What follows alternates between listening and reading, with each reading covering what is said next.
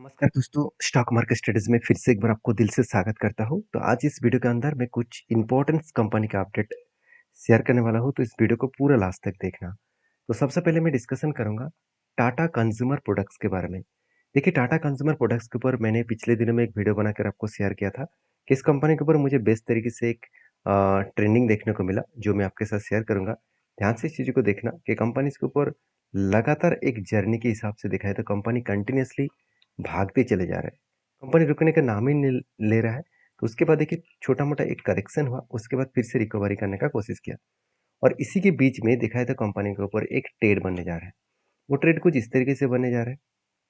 पहले देखिए, अगर मैं टॉप को मार्किंग करूँ और यहाँ पे जहाँ पे रेजिस्टेंस बना था, उसको मार्किंग कर दूँ, तो टोटल एक कप बन चुके हैं। तो यहाँ से यहाँ तक कंपनी के ऊपर एक बेस्ट तरीके से एक कप बन चुके हैं और उसके अकॉर्डिंग कंपनी को यहाँ से यहाँ तक क्या बनेगा, एक छोटा-सा हैंडल पैटर्न भी यहाँ पे क्रिएट होने वाला है। मतलब कप के बाद एक बेस्ट तरीके से हैंडल पैटर्न्स भी बनने जा रहे हैं। तो हैंडल अभी तक कंप्लीट हुआ नहीं, मगर जिस तरीके से यहाँ पे बार-बार रिटेस्ट करने के बाद ऊपर जाने का कोशिश कर रहा है, तो मुझे लगता है यहाँ से कंपनी बाउंस बैक करके ऊपर जाएगा। तो मुझे क्या चाहिए? मुझे चाहिए कि यहाँ पे कप तो बना है, उसके साथ-साथ यहाँ पे हैंडल भी क पैटर्न्स क्रिएट हुआ है। तो इसके अकॉर्डिंग अगर इसको ब्रेकआउट करे इस लेवल को, जो लेवल निकल कर आ रहा है करीबन 1242 के आसपास, तो इस लेवल को अगर ब्रेकआउट करे और ब्रेकआउट कंफर्मेशन भी करे, तो एक बेस्ट तरीके से एंट्री मिल सकता है। और बेस्ट तरीके से एंट्री मिलने का मतलब है कि कंपनी के ऊपर यहाँ से अगर टॉप लेवल तक देखूँ, तो ऑलमोस्ट जो टारगेट निकल के आएगा, अगर ब्रेकआउट हुआ, तो करीबन-करीबन साढ़े 18% के आसपास, तो 18% के आसपास टारगेट निकल के आएगा। तो मैं इस कंपनी के ऊपर इसीलिए मैं कंटिन्यू कर रहा हूँ। सर टेक्निकली चार्ट पैटर्न्स के बेसिस में नहीं है। कंपनी टोटली में अपट्रेंड में है, क्योंकि देखिए कंपनी 200 डेज़ मूविंग एवरेज को जब ब्रेक किया, रीटेस्ट किया, उसके बाद कंपनी नीचे आने का नाम ही नहीं ले रहा। तो नीचे एक बार आया तो था, सपोर्ट को फेस किया, उसके बाद फिर से बाउंस बैक की। तो ओवरऑल कंपनी के जो फिगर आउट है, कंपनी की जो परफॉर्मेंस है, उसके हिसाब से बात करूँ, कंपनी के ऊपर अच्छा खासा एक जर्नी यहाँ पे देखने को मिला है और इस जर्नी के अकॉर्डिंग कंपनी के ऊपर अपकमिंग टाइम्स में एक अच्छा खासा ग्रोथ देखने को मिल सकता है। बाकी इस कंपनी के ऊपर सेल्स के देखूँ, तो रेवेन्यूज़ लगातार यहाँ पे बढ़ता हुआ देखने को मिले। हर क्वार्टर्स में कंपनी खुद के रेवेन्यू को बढ़ाया और उसके साथ-साथ कंपनी का प्रॉफिट ग्रोथ भी बढ़ा दिया। तो एक बेस्ट तरीके से रेवेन्यूज़ एंड प्रॉफिट ग्रोथ बढ़ता हुआ देखने को मिला है। तो जिस कंपनी का प्रॉफिट एंड सेल ग्रोथ ठीक-ठाक है, उसके साथ-साथ कंपनी के बाकी पॉइंट्स भी ठीक है। जैसे कंपनी के ऊपर इन्वेस्टर भी देखा जाए तो सबसे ज़्यादा हाईएस्ट इन्वेस्टमेंट एफएस के पास है, और मतलब प्रोमोटर के बाद। और पब्लिक के पास भी देखिए 23% होल्डिंग्स है, उससे भी ज़्यादा एफएस के पास होल्डिंग्स है, डीएस के पास भी बहुत शानदार होल्डिंग्स है। तो उस कंपनी के ऊपर एक ट्रस्ट बिल्ड तो हो ही जाते हैं। तो बाकी इस कंपनी के ऊपर जब कोई ट्रेड बनेगा तो मैं आपके साथ ज़रूर शेयर करूँगा। नेक्स्ट जो कंपनी है उसका नाम है लार्सन एंड टुब्रो। तो लार्सन एंड टुब्रो जो है वो एल&टी है। आप सभी जानते हैं एल&टी इंडिया की सबसे बड़ी एक कंपनी है, क्योंकि इंफ्रास्ट्रक्चर डेवलपमेंट के काम के ऊपर सिर्फ नहीं, कंपनी हाइड्रोकार्बन के ऊपर, पावर सेगमेंट के ऊपर, साथ ही साथ हाइड्रोजन के ऊपर, और वो भी साथ ही साथ डिफेंस सेक्टर के ऊपर, एरोस्पेस के ऊपर, देखा जाए तो हर कैटेगरीज के ऊपर कंपनी काम करते हैं। और एल&टी कोई छोटा-मोटा कंपनी तो है नहीं, अराउंड 5 लाख करोड़ के आसपास कंपनी मार्केट कैप बना चुके हैं। इतने बड़े कंपनी के ऊपर जब भी कोई मौका मिले, तो उस मौके को कभी भी मैं छोड़ता नहीं हूँ। जैसे कंपनी के ऊपर फिलहाल के लिए जो सिचुएशन है, उसके अकॉर्डिंग मैं बार-बार आपको कहूँगा कि कोई भी कंपनी अगर 200 डेज़ मूविंग एवरेज को ब्रेक करके रीटेस्ट करके ऊपर जा रहा है, तो सोचिएगा सोचिएगा वो ट्रेंडिंग में है। तो जब भी वो 200 डेज़ मूविंग एवरेज को टच करेगा, वहाँ से बाउंस बैक करके हाई लेवल तक जा सकते हैं। तो मैंने इस रेजिस्टेंस को यहाँ पे मार्किंग करके रखा। तो जब 200 डेज़ मूविंग एवरेज को टच किया, तब क्या बना, एक एंट्री, और मैं इस हाई लेवल तक इसका टारगेट रखा। और इसके नीचे मैं स्टॉप लॉस किस तरीके से प्लेस करता हूँ, मैं आपको बता दूँ कि जब भी कुछ इस तरीके से कोई ट्रेड बनता है, तो मैं हमेशा इंतज़ार करता हूँ कि इस 200 डेज़ मूविंग एवरेज को सपोर्ट ले, उसके बाद ब्रेकआउट हुआ, ब्रेकआउट कन्फर्मेशन के बाद मैं एंट्री लेता हूँ, क्योंकि मुझे कन्फर्मेशन तो ज़रूर चाहिए। ऐसे नहीं कि ब्रेकआउट हो गया, सॉरी मतलब रीटेस्ट करके बाउंस बैक कर दिया, तो मैंने एंट्री ले लूँगा, बिल्कुल नहीं। मैं उसके ऊपर कोई भी ग्रीन कैंडल क्लोजिंग दे नेक्स्ट कैंडल में, तो उसके ऊपर एंट्री लेता हूँ।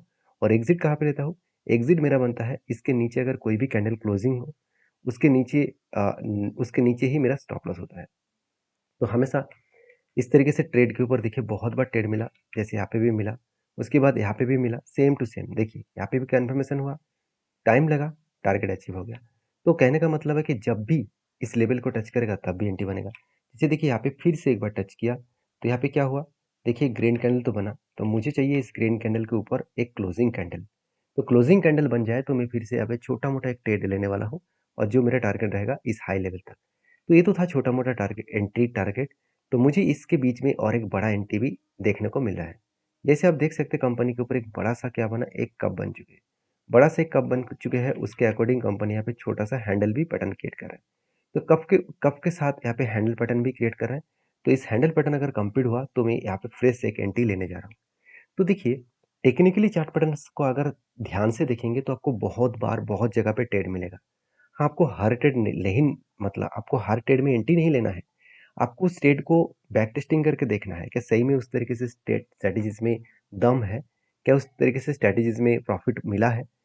तो उस स्ट्रैटेजीज़ के ऊपर काम करना है। तो मुझे इस कंपनी के ऊपर स्ट्रेंथ कहाँ पे स्ट्रॉन्ग लगा, आप खुद ही देख सकते हैं कंपनी के अगर सेल्स एंड प्रॉफ़िट ग्रोथ के बारे में बात करूँ, तो सेल्स अलग लेवल में ग्रोथ हो रहा था। बीच में थोड़ा-सा मतलब लास्ट क्वार्टर्स में थोड़ा-सा सेल्स कम हुआ। अगर प्रॉफिट ग्रोथ के बारे में बात करूँ तो प्रॉफिट भी लगातार यहाँ पे बढ़ता हुआ देखने को मिले और थोड़ा-सा इस बार भी थोड़ा-सा कम हुआ। तो इसका मतलब सेल्स बढ़े, प्रॉफिट ग्रोथ भी बढ़े, सारे पॉइंट्स को देखा है तो बेस्ट तरीके से यहाँ पे सेल्स एंड प्रॉफिट ग्रोथ बढ़ता हुआ देखने को मिले हैं। ओवरऑल कंपनी का जो परफॉर्मेंस है उसके अकॉर्डिंग बात करूँ तो कंपनीज़ के ऊपर जो डेटा देखने को मिला, उसके अकॉर्डिंग मैं एक चीज़ आपको बता दूँ, देखिए लार्सन टोब्रो का सबसे खासियत पॉइंट ये है कि 51% जो न्यूक्लियर प्रोजेक्ट है उसकी उस प्रोजेक्ट के ऊपर कंपनी काम करते हैं। तो न्यूक्लियर प्रोजेक्ट आप सभी जानते हैं इंडिया में कितना न्यूक्लियर प्रोजेक्ट के ऊपर काम किया जा रहा है। गवर्नमेंट के ऊपर एक मैं वीडियो भी आपको शेयर किया था कि गवर्नमेंट न्यूक्लियर प्रोजेक्ट के ऊपर बहुत तेज़ी से काम कर रहा है। क्योंकि न्यूक्लियर एक ऐसे प्रोजेक्ट है जिसके ऊपर देखा जाए तो बहुत फर्स्ट टाइम बहुत खर्चा तो बहुत ज़्यादा होते हैं, मगर बाकी टाइम्स में खर्चा बहुत कम हो जाते हैं, जहाँ से बहुत ज़्यादा पावर जनरेट किया जा सकता है। तो देखिए न्यूक्लियर के ऊपर कंपनी काम कर रहा है, वो 51% के आसपास मार्केट शेयर इसी के पास है, तो इसलिए मैं इस कंपनी को बहुत ज़्यादा ट्रस्ट करता हूँ। तो बाकी आपके क्या ओपिनियन है इस कंपनी के ऊपर ज़रूर कमेंट्स करना। नेक्स्ट जो कंपनी है उसका नाम है बीएससी लिमिटेड। फाइनली देखिए पेशेंस का कितना बड़ा मतलब अगर पेशेंस आप दिखाएँगे तो कंपनी भी आपको अच्छा खासा रिटर्न ज़रूर देगा। तो ये बात मैं आपको हमेशा इसलिए बोलता हूँ क्योंकि मुझे ट्रस्ट वही कंपनी के ऊपर होता है, जो कंपनी का फाइनेंशियल ठीक है और कंपनी का परफॉर्मेंस भी ठीक है। हाँ, मुझे कमेंट्स भी किया गया था सर कंपनी का वैल्यूएशन बहुत हाई है, तो आपने जो टेल लिया, क्या वो ऊपर जा सकते हैं? देखिए, कोई भी अगर मोनोपोली जैसे बिज़नेस एन्जॉय करे, तो उसका वैल्यूएशन कितना भी हाई हो, तो उसके ऊपर लोग खरीदारी करेंगे ही। पहली बात आपको समझना पड़ेगा, मान के चलिए आज आप ₹500 लेकर कोई भी मतलब होटल में जाकर रुकेंगे, तो वहाँ पे आपको एक मतलब 2 बार खाने का मतलब 2 बार खाना मिल जाएगा और साथ ही साथ आपको रहने में घर भी मिल जाएगा।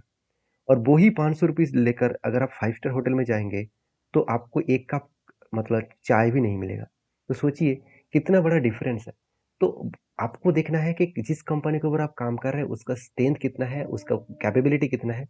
अगर हाई कंपनी है, अच्छी कंपनी है, तो उसको हाई वैल्यूएशन के ऊपर लोग खरीदना चाहेंगे। तो जब मैं मुझे इस कंपनी के ऊपर एक ट्रेड मिला था, एक स्ट्रांगली बाइंग का रेंज मिला था और जो बाइंग का रेंज मिला था 32%। तो मैंने इंतज़ार किया कि कब नीचे आएगा, इस लेवल को टच करेगा। तो फाइनली इस लेवल को टच किया कब? 2000 मतलब 26 में 22nd ऑफ जुलाई में। तो जुलाई के मंथ में यहाँ पे कंपनी की एंट्री बना और फाइनली सितंबर मंथ में इसका क्लोजिंग हुआ। मतलब एंट्री लेवल से टारगेट लेवल तक देखूँ तो ऑलमोस्ट 40 दिनों के अंदर-अंदर शायद इसका टारगेट मिला होगा। हाँ, 40 नहीं, करीबन 46 डेज़ में। तो अराउंड 46 डेज़ में कितना रिटर्न मिला? 32%। तो इससे बढ़िया डेट मतलब रिटर्न मुझे बहुत कम कंपनी के ऊपर ही मिलता है। तो क्या इस रिटर्न के बाद मैं इस कंपनी के ऊपर चुप बैठने वाला हूँ? बिल्कुल नहीं, क्योंकि ये तो मेरा सेकंड एंट्री था। फर्स्ट एंट्री जो मैं लेकर कंटिन्यू कर रहा हूँ, वो मैं एंट्री आपको बता दूँ, एक बार मैं आपको चार्ट ओपन करके दिखा देता हूँ, तभी आपको सब कुछ देखने को मिल जाएगा। देखिए, यहाँ पे क्या बना? यहाँ पे एक रेंज बना था। फाइनली उस रेंज के बेसिस में कंपनी के ऊपर यहाँ पे क्या बना? एक स्ट्रांगली रेंज बनी। उसके अकॉर्डिंग ब्रेकआउट हुआ, रिटेस्ट किया और कंपनी देखिए नीचे आया और उसके बाद फिर से रिकवरी करने का कोशिश कर रहा है। अभी देखिए 2 तरीके से सिनेरियो यहाँ पे आपको देखने को मिलेगा। वो सिनेरियो क्या है? अगर मैं इसको हटा भी दूँ, तो आपको एक चीज़ देखने को मिलेगा कि कंपनी ब्रेकआउट करने के बाद, रिटेस्ट करने के बाद देखिए 200 डेज़ मूविंग एवरेज को टच करने के बाद बाउंस बैक कर रहा है। और मैंने आपको ये भी अभी एग्ज़ाम्पल दिया कि कोई भी 200 डेज़ मूविंग एवरेज को एज ए सपोर्ट के हिसाब से लेते हैं, उसके बाद ब्रेकआउट एंड ब्रेकआउट कन्फर्मेशन होता है। तो मैं लोअर साइड को मैं स्टॉप लॉस रखकर मैं टॉप लेवल तक इसका टारगेट को होल्ड करता हूँ। तो अगर यहाँ पे भी देखूँ तो इस लेवल तक टारगेट मिलने का चांसेस है और मैं एंटी लेवल से इसका टारगेट पॉइंट तक देखूँ तो ऑलमोस्ट 32% का और एक बार टारगेट मिलने का चांसेस है। मगर मैं इस टारगेट को लेकर नहीं चला हूँ। मेरा जो अभी अभी इसका टारगेट है वो एक लंबा टारगेट है। वो किस तरीके से मैं टारगेट को यहाँ पे लेके चलूंगा वो मैं आपको बता दूं। मेरा स्टॉप लॉस रहेगा इस लोअर लेवल तक, मतलब 26% का टॉप स्टॉप लॉस रहेगा। और मैं टारगेट लेके चलूंगा 1:3 रेशियो का। तो 1:3 रेशियो का टारगेट अराउंड अराउंड कुछ इस तरीके से लेवल में देखने को मिला है, जो कुल मिलाकर कुछ हाई लेवल में है। अराउंड आप बोल सकते हैं करीबन करीबन 4,800 के लेवल, 4,800 के लेवल में कंपनी का टारगेट अचीव हो सकता है। तो बेसिकली यहाँ पे एक रेंज क्रिएट हुआ, उसके बाद कंपनी ब्रेकआउट किया, रिटेस्ट किया, उसके बाद बाउंस बैक करा है। तो मुझे लगता है इस टारगेट पाने में थोड़ा सा टाइम लगेगा, मगर एक लंबा जर्नी 80% तक टारगेट लेकर मैं चलूंगा। तो बीएससी के ऊपर मैं बुलिश हूँ। आपके क्या व्यू है जरूर कमेंट्स करके बता सकते हैं। तो नेक्स्ट जो कंपनी है उसके बारे में बात करूँ, उसका नाम है राइट्स लिमिटेड। देखिए राइट्स के ऊपर बहुत दिनों में एक दिन में मुझे एक दोस्तों ने कमेंट्स किया, सर राइट्स के ऊपर जो अपडेट आप दे रहे हैं वो फेक अपडेट है। वो अपडेट क्या है, चलो मैं एक बार आपको बता दूं। कंपनी ने बहुत बड़ा अनाउंसमेंट किया बोनस देने का, और मैं जब भी आपको बोनस एक के बदले एक शेयर मिलेगा इस तरीके से अपडेट आपके साथ शेयर किया था, तब डेट मेंशन नहीं किया गया था। तब मुझे बहुत सारे लोगों ने यही कहा कि आप फेक अपडेट दे रहे हैं। तो आज खुद ही देख लीजिए, कंपनी का फेक अपडेट नहीं है। कंपनी खुद सितंबर के 20 तारीख को आपको एक के बदले एक बोनस देने जा रहे हैं। हाँ, मैं बहुत सारे अपडेट्स बहुत पहले से आपको दे देता हूँ, जो ऑफिशियली वेबसाइट में आपको नहीं देखने को मिलता है। आप कहेंगे सर इतने सारे डेटा आपको कहाँ पे मिलता है, वो अलग बात है। अगर वो जानना है तो मुझे कमेंट्स करके बताइए, मैं आपको वो लिंक दे दूंगा, उस लिंक में जाकर आप सारे डेटास को देख सकते हैं।